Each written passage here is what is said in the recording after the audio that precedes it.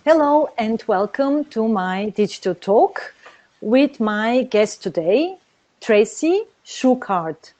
Tracy manages an energy and commodities portfolio for a family office.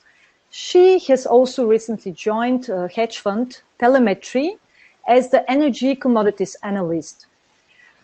Tracy graduated with honors from the University of Southern California, and she holds a degree in political science with an emphasis on international relations and comparative politics.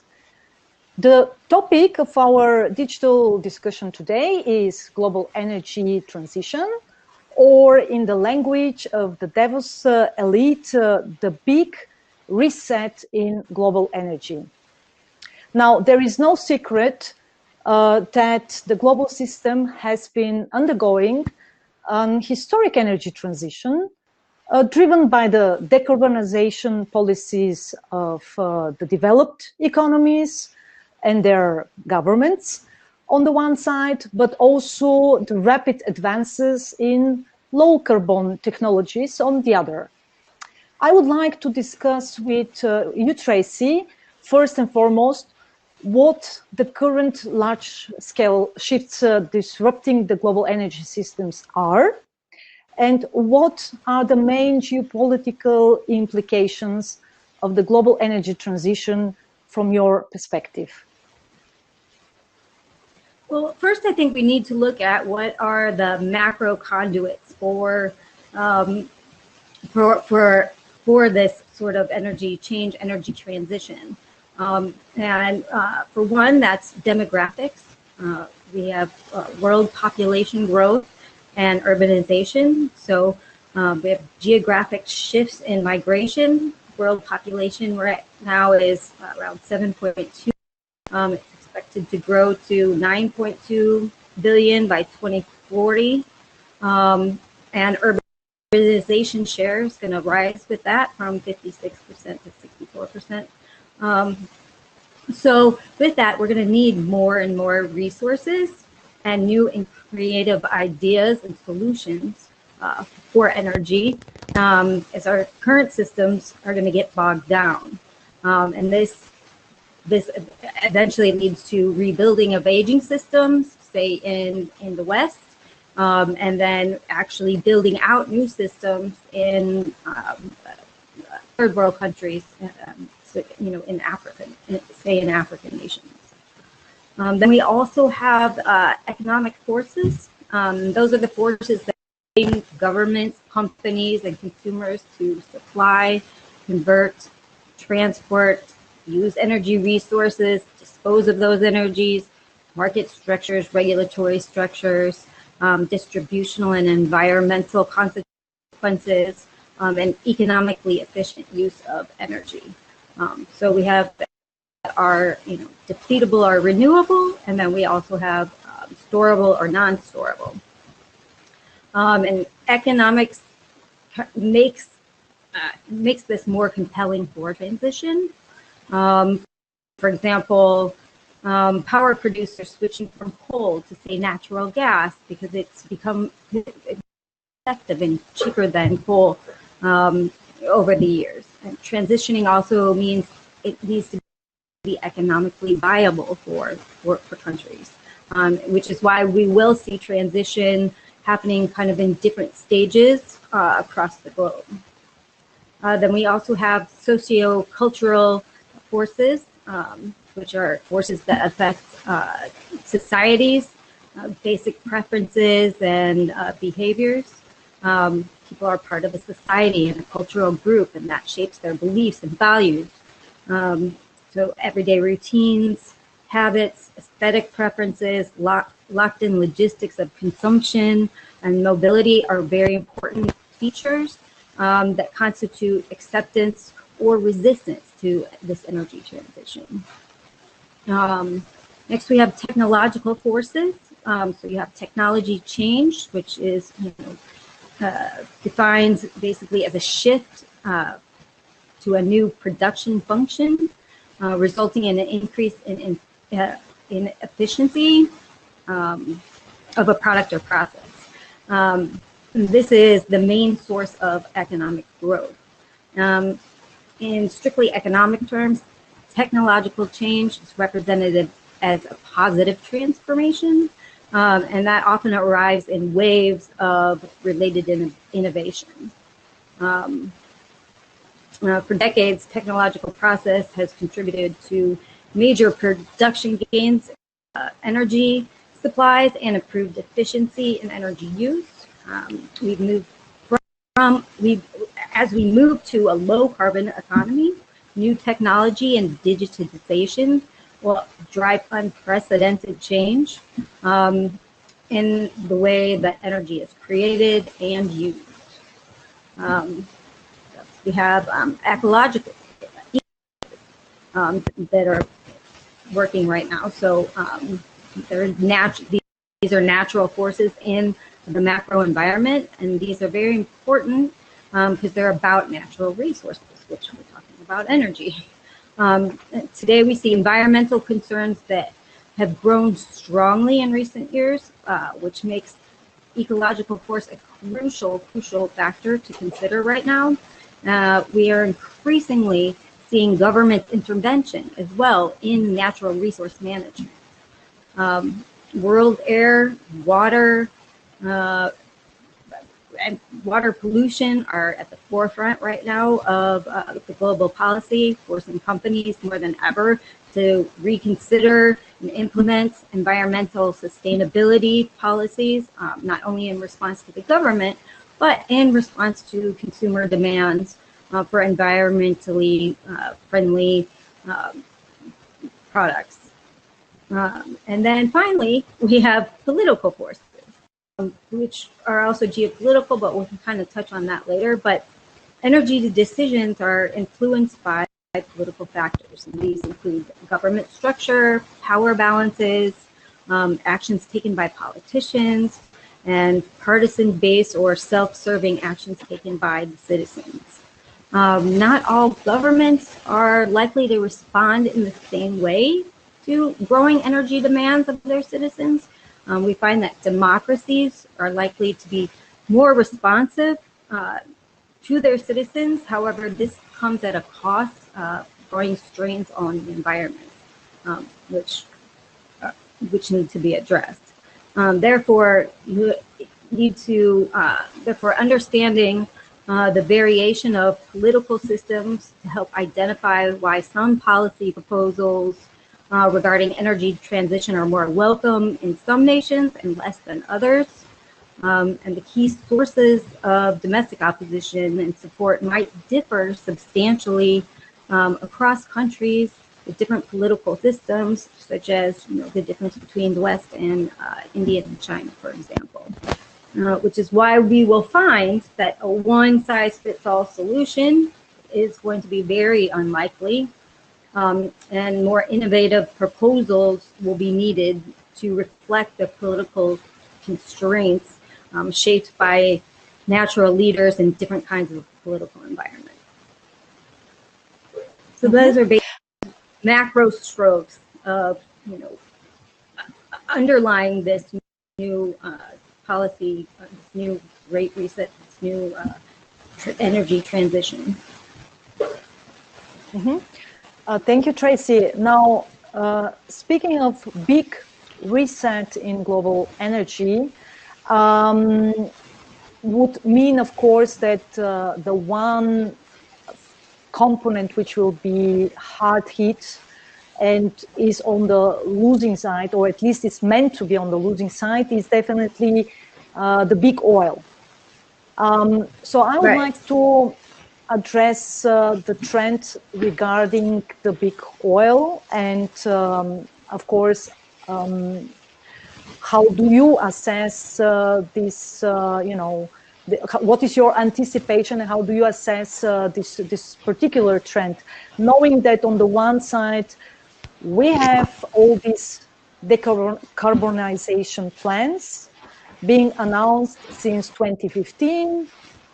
Meanwhile, we have also an agenda, and we know that some governments are planning to introduce a complete decarbonization of their societies, of their economies by 2050, some even earlier, but 2040.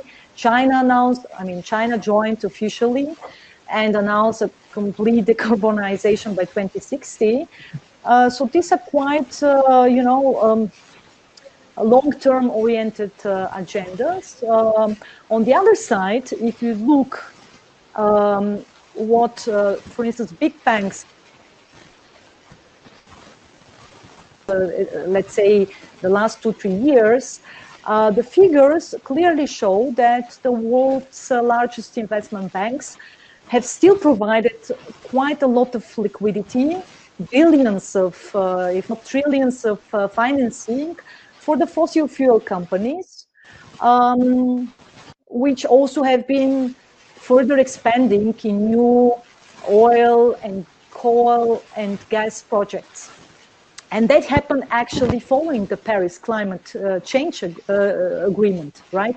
So I would like to ask you, what is your view on these specific trends regarding the big oil? Is it just a political rhetoric, or do you see already, the changes taking place in this specific sector? And also, are these plans about 2050, 2060 realistic? Okay, well, we'll start with that. So my response to that would be energy transition always takes longer than I believe. We have a lot of lofty goals, but, technology only can move, so fast, right? I mean, we've been looking at trying to transition to solar since the 1970s. 50 years later, we're not, we're just kind of at the place where it's now a viable renewable resource for some countries. And I think that right now we're hearing a lot of peak oil demand, right? Which, the problem with that is that doesn't mean peak oil price. And, economies are going to transition at different paces, right? You're going to have first world nations be able to make that transition a lot easier than, say, third world nations or even emerging markets. So in actuality, I think that we're setting ourselves up right now, trying to transition too quickly, and we're setting ourselves up for an actual fossil fuel energy crisis in the not so near future, or actually in the near future. So transition it's expensive, again, laborious. It's a great undertaking. I think right now we have a lot of loss. We do still have exploration and production going on right now, and people are finding new finds, new gas finds, things of that nature.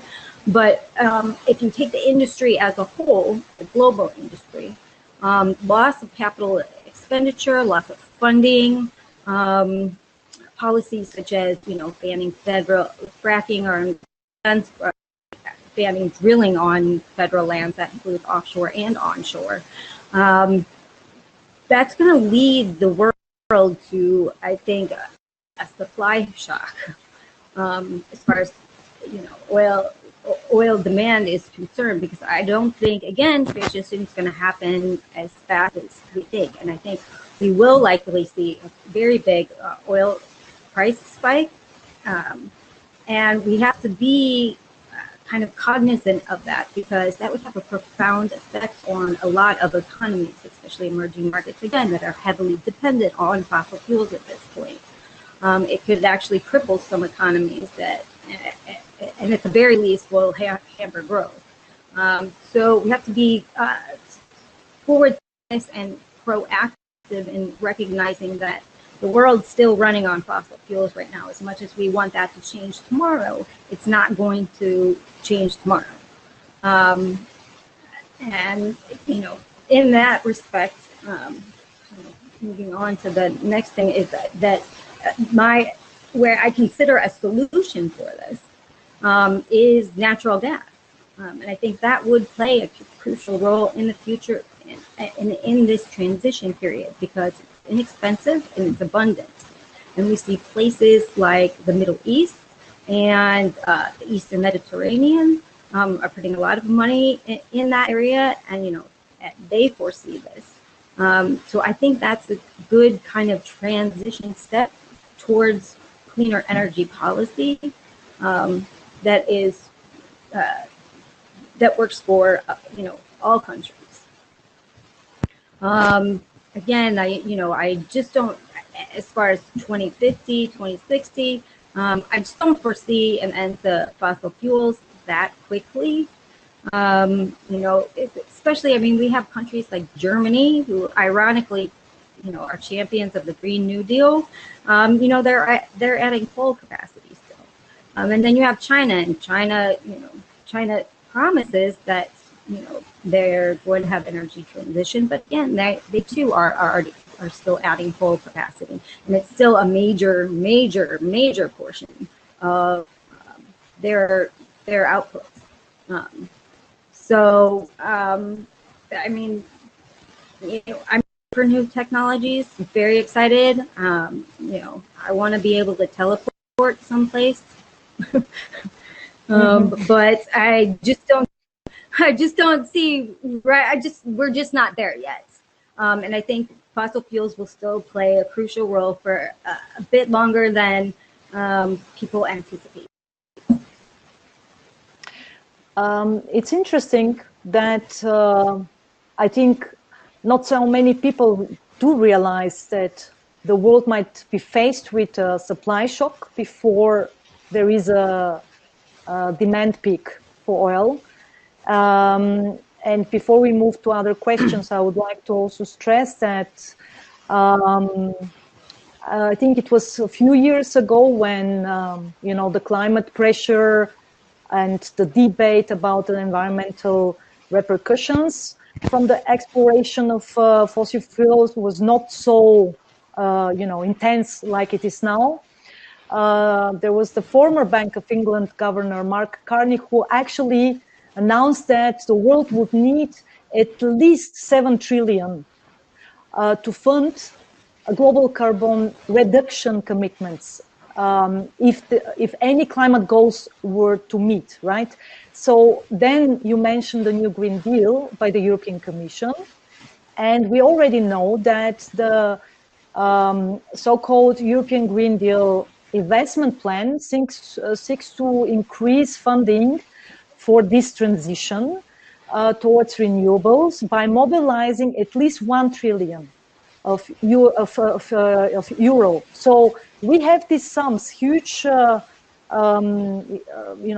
funding, which is needed for the transition during a time of pandemic, where all economies, without an exception, have been hard hit. And then, given the fact that in April, immediately after the first lockdowns were introduced last year, the price of oil, as we know, turned negative for the very first time in history. And this price collapse was also exacerbated by the Saudi-Russian price war during that time. It was a kind of, colliding of several factors. But now what makes me think is we have this huge funding on the one side needed for the transition, which is, a huge liquidity that we don't have. I mean, no economy in the world is right now in the situation to invest long-term without saving first and foremost the own economy from the pandemic, right? And then we have also what you named as a possible supply shock, which would mean also that the price of oil would even surge, if I'm wrong on that. So I would like to ask you, do you see any concrete triggers in the short term for, with relevance for this transition for the period 2021, 2022, 2023, where we will probably see a kind of a slowdown of these plans, even though the political rhetoric is very strong? Well, obviously, we're still just coming out of this. Every country is massively, added to their debt. Everybody's, debt to GDP is off the charts right now. So I think that right now, our focus really has to be in getting people back to work. You need people employed. You need, there's sort of internal politics. You need to take care of your people first, right? Before, which, you can contribute this to, yes, you can make a lot of jobs with these sort of side of the argument too, but I just think that definitely the pandemic is definitely going to slow things down with regards to policy and what, because there's only, you can't change anything too fast while nursing yourself back to health. In other words, right? So I think that's going to be if there's a slowdown, that's going to be the major hiccup, is that you really need to focus on internal domestic affairs, all of our countries, and before we try to implement this global green initiative.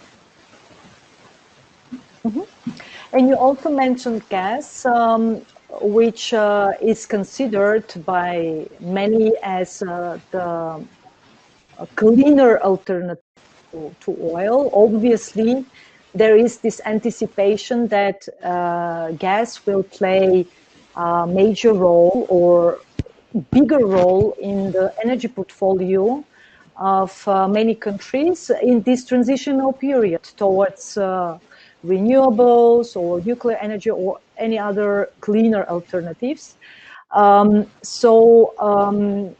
If we take Europe as an example, there is now this big dispute, between European member states because Germany is pushing forward the so-called Nord Stream 2.0 gas pipeline from Russia, which would actually increase the dependence on Russian gas. And then again, you mentioned also possibility of gas exploration in the Mediterranean Sea, where there is also a dispute between Turkey and Greece.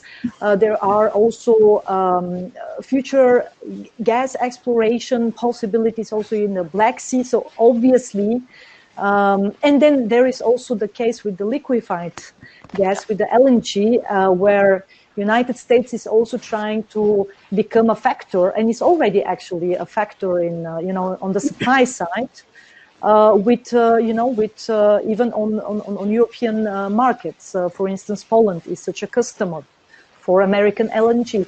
So how do you see this transitional phase being influenced by, by other components of the energy portfolio? What will be, in your view, the role of gas, but also renewables? And you mentioned since when actually renewables will have been developed, and still we are not really much ahead. Yes, the technologies are progressing. Yes, there have been technological breakthroughs, but still, if we look at the energy portfolio of the majority of countries, renewables are still, have still a very minor share. So, what in your view, how much will it take, in your view, until this, portfolio is being diversified by, by gas and nuclear energy and renewables, and when will gas take over from the big oil, in your view? Well, yeah, I think right now we're seeing a lot of transition to gas. I think it's just not being marketed well. And I think if it was marketed a little better, it would be,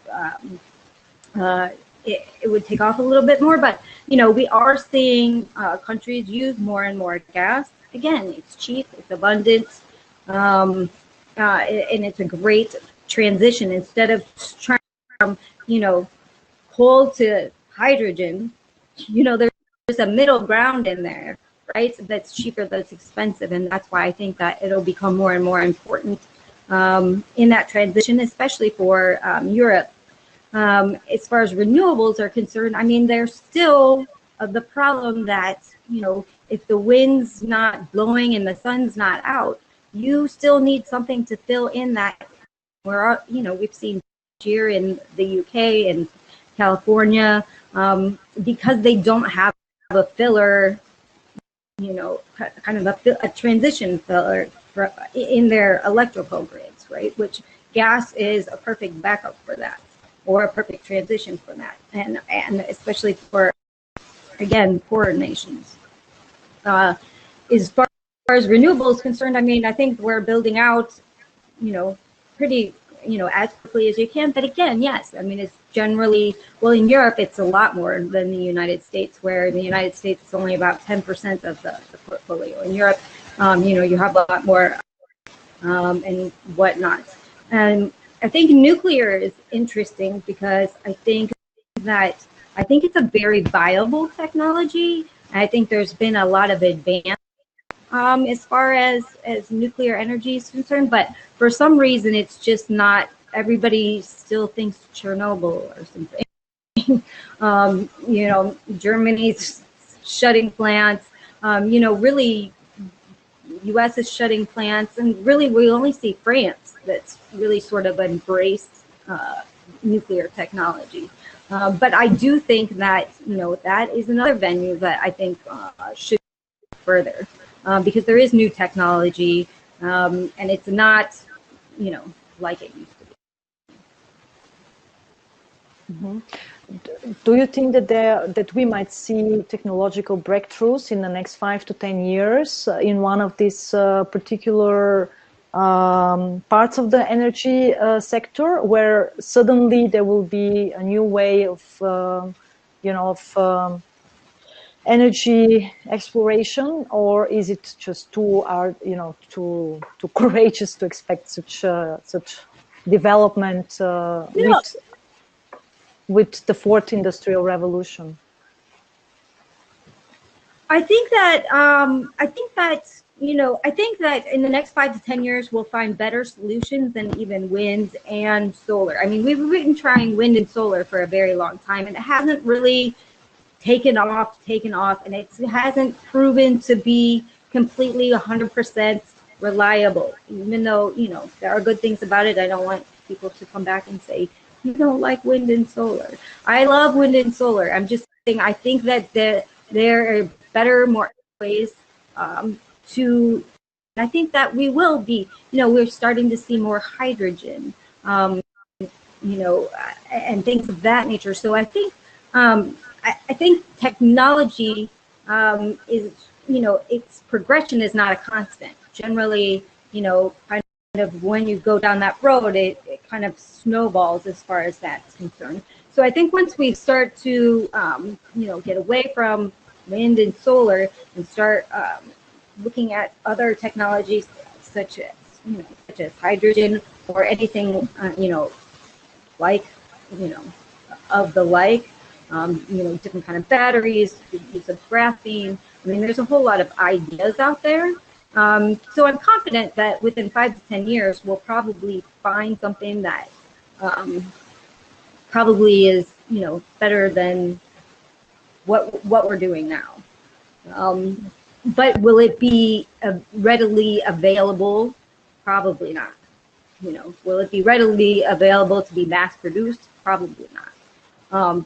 But I'm positive in the fact, positive forward thinking that we will find new technologies, create new technologies, because we have so many people working on that in that industry right now, right? I mean, it's created a whole new industry of ways to create new kinds of energy. So now that people working on it, we'll probably, we will definitely, find new ideas. But again, it's going to be back to, can it be mass produced? Probably not. So you still are going to need what we're doing now with renewables, fossil fuels. Mm-hmm.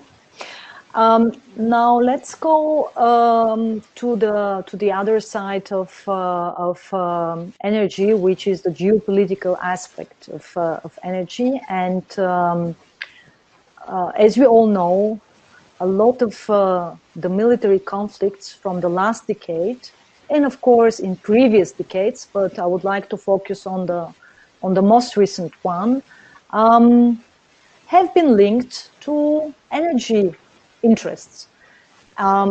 So from Iraq and Syria, moving to Nigeria and Sudan, South Sudan conflict. And even if you look at the conflict, the military conflict in Ukraine and with Russia, and basically annexing Crimea and having suddenly an access, larger access to the Black Sea, where, like I said, there is also a lot of potential for future energy exploration. And then moving to Asia and looking at, for instance, East and South China Sea. There are all conflicts where we will find a link, a nexus with the access to energy resources, with the future exploration of energy resources. A very fresh example also with the Mediterranean conflict between Turkey and Greece. And then looking at the map of the global choke points for oil supply, we will also find out that the key choke points for oil supply happen to be situated coincidentally in areas where there is a lot of military tensions.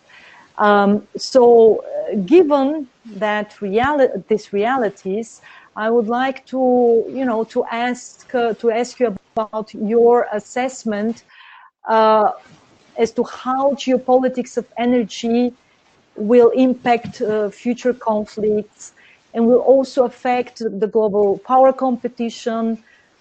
In this context, I have to add a sentence regarding China and United States systemic rivalry. We know that China is meanwhile the greatest, the actor which has the greatest hunger for energy supply, and is also projected to grow even faster now following the pandemic, due to the fact that China has, coped relatively successfully with the COVID-19 crisis. So, how, in your view, will the geopolitics of energy impact this future conflicts, existing conflicts, but also probably future conflicts? Where do you see the hotspots? Of course, linked to energy interests and linked to potential exploration of energy resources. What is your view on that?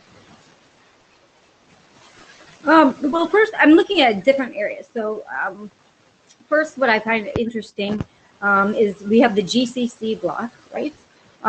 Which, Saudi Arabia, UAE, Bahrain, and Qatar just ended their, rancorous 3.5-year dispute towards Iran. And, that's kind of restoring much needed cohesion in the GCC, which also includes Kuwait and Oman. So I think that is a really interesting event that just happened. Obviously the Middle East is always a hot spot kind of for conflict and oil conflict. So I think that's very important to note. And then the East Med bloc, the East Med gas corridor is becoming increasingly more important via the East Med natural gas pipeline project, which connects the Mediterranean to so you have Greece, Cyprus, and Israel, who were the signatories on that pipeline agreement back in January of 2020. But the area also includes, Italy, Jordan, and Egypt. So you kind of have that alliance right now. In fact, together they all just established the East Mediterranean Gas Forum, which is kind of an intergovernmental organization.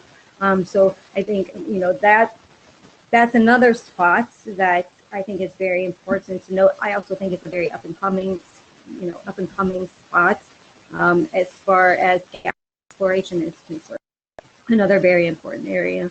And it's another very important trade route, right? Because it's right, near the Horn of Africa, right? Which again, another hot spot. A big trade route that definitely has the potential to there going forward. Then we have Turkey, right? We were just discussing Turkey. Now, obviously, Turkey's not really thrilled about the bloc, but I think that possibly that this may in turn turn Turkey more towards its corridor partners, Azerbaijan and Georgia, and actually, believe it or not, possibly Iran. Both Turkey and Iran are fighting for influence in the Middle East right now, and they're both supporting opposing proxies. But we have to remember that these two are big trade partners, and they also share cultural, linguistic, and ethnic traits. So, if there's no resumption of JCPOA or a like agreement, energy could be another binding tie between Turkey and Iran, especially if U.S., Europe, and Turkey ties continue to be strained or escalate any further. I know that sounds way off, but I definitely see that as a possibility. And you have to remember these kind of alliances are really not that unprecedented. We have Iran and Saudi Arabia who can peacefully OPEC, even though despite their ongoing proxy wars and political clashes. And then that kind of leads me to China, because I think we're starting to see China kind of infiltrate and exploit Iran, especially since the U.S. left JCPOA, right? It started with them just, buying their black market oil, but now we're seeing a little bit, some investment, some interest, so I think, China's kind of really ready. If nothing happens with the West, China's ready to, make a move on Iran. Now, whether Iran wants that or not, because they are skeptical of China. So that's, going to be a fascinating event to see happen. Going to be a fascinating, to see what transpires between those two, because they have a lot of things that are working against them as well. And then again, back to Africa, I would say that I think conflicts will definitely continue in Africa. All over Africa. You have Russia, Iran, and China again that have strong holds in the area. Not only in the energy realm, but in militarily and financially as well. And this likely forces probably, I could foresee this forcing the United States and the UK to take a more aggressive stance in Africa, because France is kind of losing its grip and influence in the region, and its relationships are kind of deteriorating. So those are kind of the hot spots that I'm particularly watching at this point moving forward. Mm-hmm. So, for instance, because you mentioned the possibility of, an increasing role for Iran, and now, of course, under Biden's administration, there is the anticipation that the United States might return to the JCPOA, which was the Iran deal, or might at least try to somehow normalize the relations with Iran, which of course will strengthen Iran's position in the Middle East once again.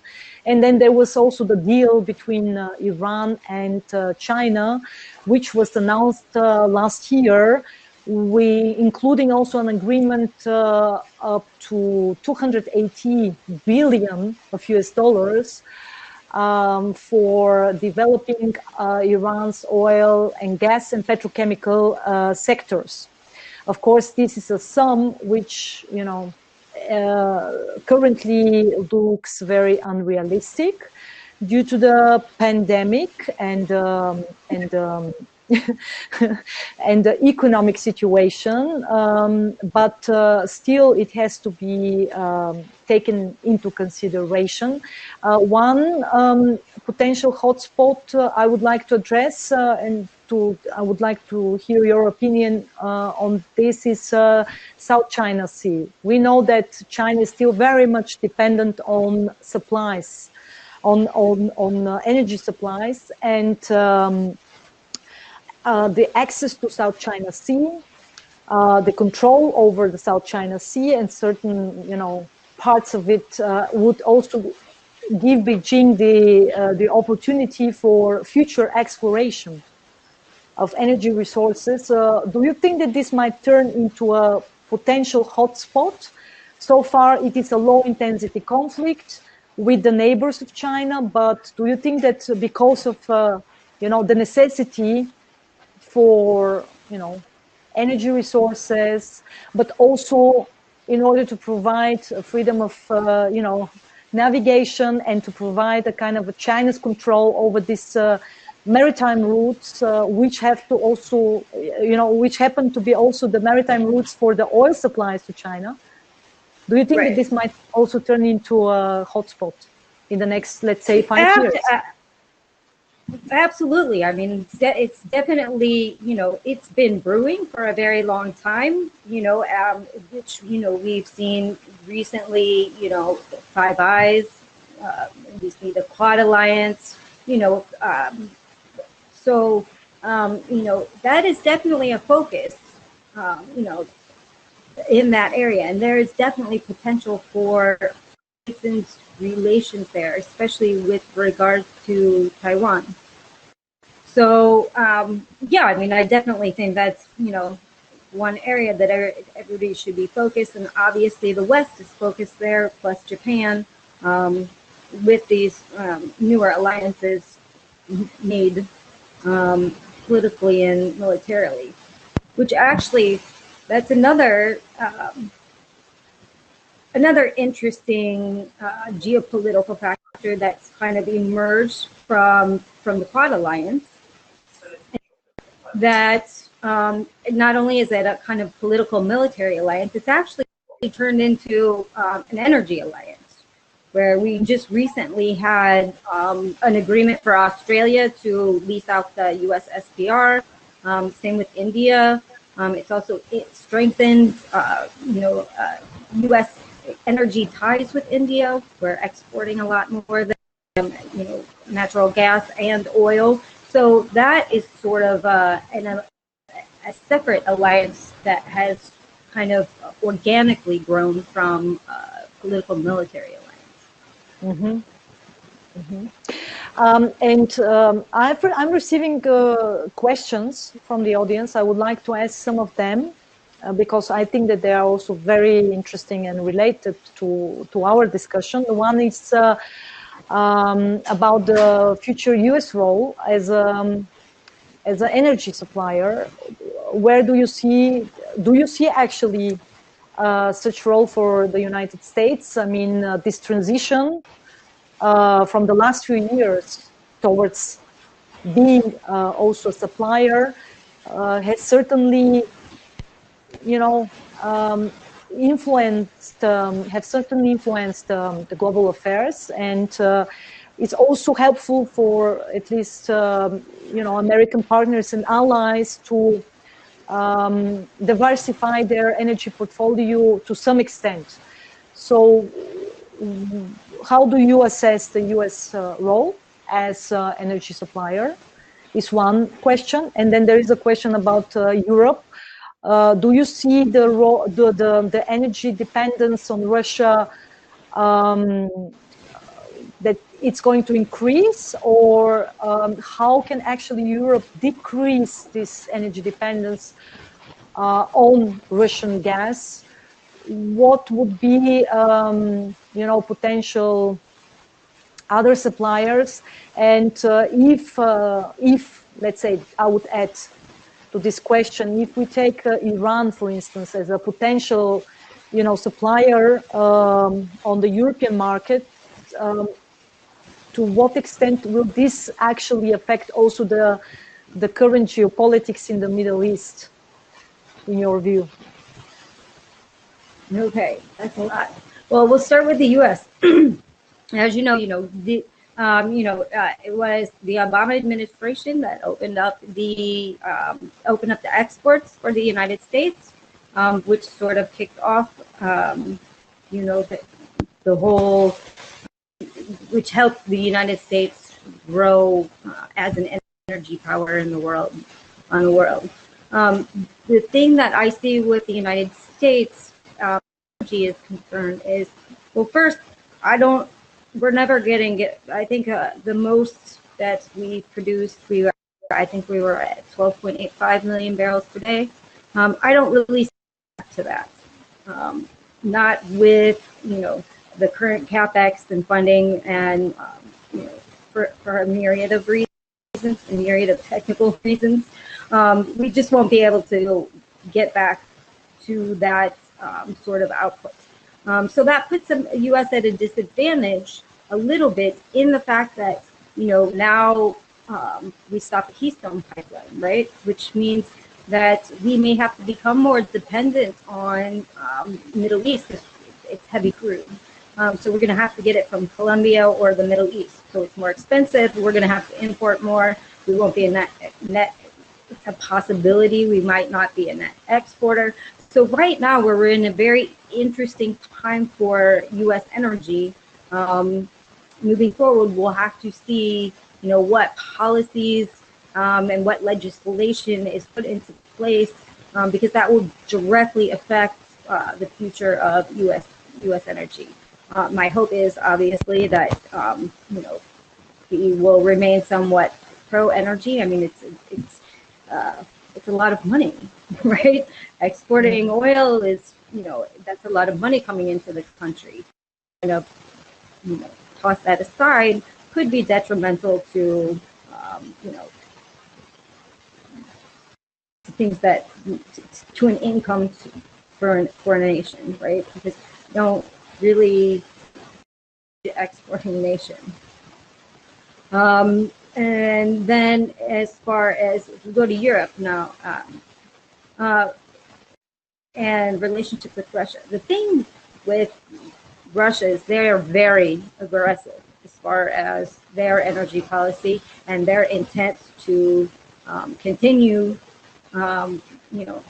oil exploration and production, natural gas exploration. So that is their main focus. I mean, they're in the Arctic right now. They're building that out with, they have some projects in the works with China even there. So they're not looking at, transitioning that sector of their economy by any means, as far as, exploration.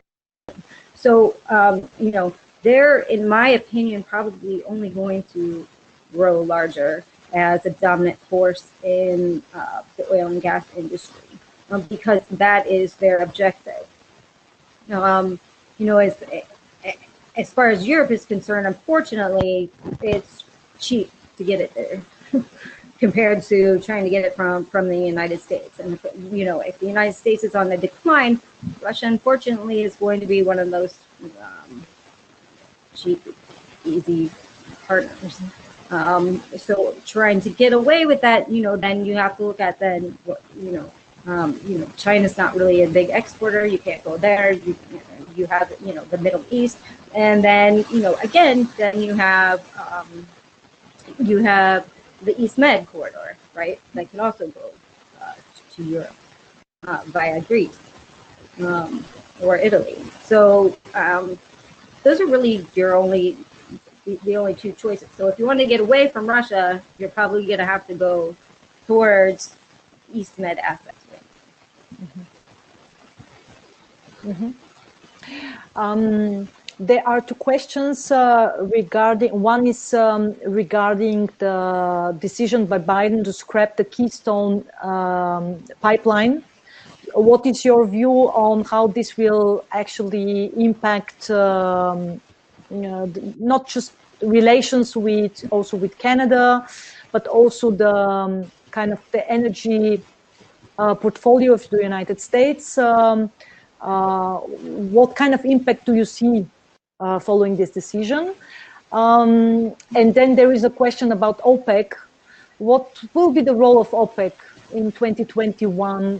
What is your expectation of this kind of, about the future of this bloc to, and not just impact, but also amid global energy transition? Okay, so we'll start with U.S. Keystone. That's kind of, it's, in my opinion, it's not the best decision because it really is the most efficient, fastest, safest way to transport oil. The U.S. is still going to need oil from Canada. It will be railed in, but again,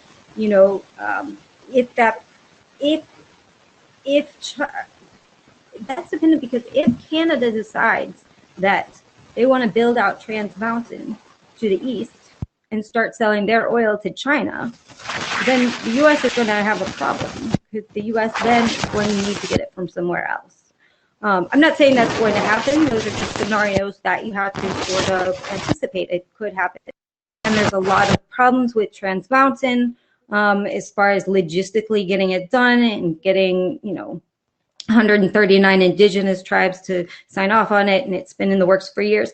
However, because there is no Keystone anymore, and because I live here and I see the news, their focus is very heavy on Trans Mountain right now. So if that to send their oil to Asia and to China, well, China's in Asia, but to other nations in Asia. And there's a need for it too, right? They use heavy oil. So, they could very well accomplish that, and that would be a risk to the United States as far as, leaving it to find another partner that they would have to get. They can get that heavy oil from Iraq or Saudi Arabia, Colombia. Unfortunately, Mexico just doesn't produce enough right now. There are other options, but again, that's in the future. But those are kind of the decisions in the energy sector that we'll be needing to watch to see what happens, and then make decisions on what kind of policies each country needs to make going forward. And then OPEC was the next question. What is your view on the role of OPEC following the COVID-19 pandemic? Like I mentioned the case with last year, where we had also a kind of a war between Saudi Arabia and Russia, a price war. And we have had this kind of throughout the years, but what is your anticipation for the future role of OPEC? Meet a global energy transition? Will this role change? Will this organization actually lose some of its influence? I mean, I think OPEC, I mean, a lot of people have been saying OPEC doesn't matter anymore, you know, for quite a few years. You know, it's nothing new. But in reality, you know, and I think that's part of the reason that they joined forces with the Plus Nation, Russia Plus Nations, right? Because as a force together, they're, you know, they're a bigger dominance in the oil markets. So I foresee that like, you know, it was this initially supposed to be sort of a temporary relationship, and I think that's pretty much morphed into something more permanent. And you know, OPEC is Saudi Arabia, basically, right? I mean, Saudi Arabia pretty much makes decisions. They're by far and large the so I think that they'll still, I think they'll still remain, you know, they'll still remain a force within the energy industry, absolutely. Because as you see, you know, one decision, you have a price war, what happens, right? They flood the market, and, you know, prices go negative. And then the reverse case in that is when just January OPEC meeting, okay, we're going to cut 1 million barrels out of the goodness of our hearts, and which kept oil prices steady. So whether we want to think OPEC's important or not, they are still important, and they're still a factor in price, as we saw two very big examples in 2020 and now again in 2021. Mm-hmm. I see more questions coming. Our time is running out, so I will maybe focus on only 2, maximum 3 very, very short questions. One is related to the short questions. One is related to future interdependence between Russia and China in the field of energy, because it's not only about oil supplies. There have been also gas deals signed between Moscow and Beijing. How do you anticipate this future interdependence, specifically in the energy sector? It has, of course, geopolitical implications, because that would mean also that Russia would be increasingly turning towards Asia and towards, you know, China. So this is one question, and there is a second question, which is about your anticipation on future blackouts resulting from the so-called supply shock, and also a surge of electricity prices. We've already noticed during the pandemic, you know, the surge of electricity prices, and the demand is growing. And if we are going to face a transitional situation where, you know, we are moving from fossil fuels towards, for instance, renewables or other, you know, energy resources, and we don't have, you know, the means to cover this demand. What is your take on this? Will we face in the next years an increasing, you know, situation of increased blackouts and scenarios? And then I have a personal question, because I have heard European mostly political experts claiming that the price of the oil would be around $60 this year. And I'm a little bit astonished, because knowing, you know, taking into consideration all these shifts and trends that we've also covered, I think that probably we would face even higher price. You know, the price would be surging, at least in the short term. So I just, without, you know, giving concrete prognosis, but I would like to hear your take on this, whether it's a realistic assessment. Okay, so we'll start with what was the China-Russia question. So as far as China and Russia are concerned, I wouldn't say they're interdependent. I would say they are they're convenient alliances as far as energy is concerned. I won't speak to anything else. But as far as energy is concerned, I think they're convenient alliances. They have, alliances, say, in the Arctic, right? Because they have technology and the money to do so. But they're definitely not dependent on one another. If anything, actually, China is more dependent on Russia because Russia is one of its, largest importers, along with Saudi Arabia.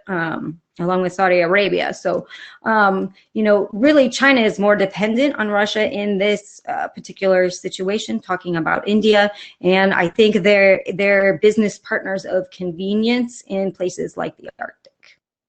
Mm-hmm. The next question was on anticipation. What is your anticipation on the possibility of blackouts? Right. Yes, due to this kind of supply shock or transitional period. Right. So yes, as far as electricity is concerned, and that's what I was kind of touching upon earlier, is that we have aging the West, Europe and the U.S. Have really aging electrical grid systems, right? So trying to force new kind of energy on these systems is, it's kind of like just putting it's kind of if you're like coding something and you just put on top of layer of code on top of layer of code, and it's like a glitchy program. I don't know if people code, but I don't, but it's a good analogy. So what we're doing is we're just, instead of, tearing down something, making it new and making it right and efficient, right? We're just building on top and building on top and building on top and intermixing old and new technology that is not necessarily cohesive. And that's why we're seeing a lot of problems. That's why we see a lot of problems in California. That's why we see problems in the UK.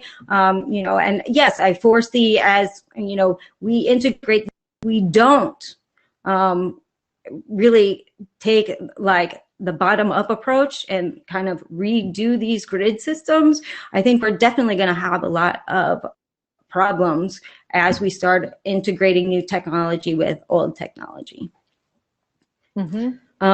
Then there was the price of oil. So yes, I do think, we got to 60 area a lot quicker than I initially anticipated. I thought it would come second half of 2021. I expected even higher oil prices than that, following in the following year. But, it seems that it has moved up some. So I definitely think we can see over $60 oil. And within a few years, that could be even higher. Mm-hmm. Like a lot higher. I wouldn't be surprised to see an oil price spike, but yeah, I only see, $75, $80 oil coming. And if you would have asked me 2 years ago, I would have said you're crazy. But that's exactly interesting because I think there is this kind of dichotomy between political stakeholders who do not anticipate this trend and the reality on the markets. Right. This, of course, will have devastating effects on the way how the economies will be, revived, right? So it has to be anticipated on time and certainly, prepared for actions, based on the right price. I think that's right. That's definitely interesting, but we are going to follow these developments with great interest. And I really, really thank you, dear Tracy, for taking the time to answer so many questions. I have certainly a lot more, but let's agree to discuss them probably in the second half of the year.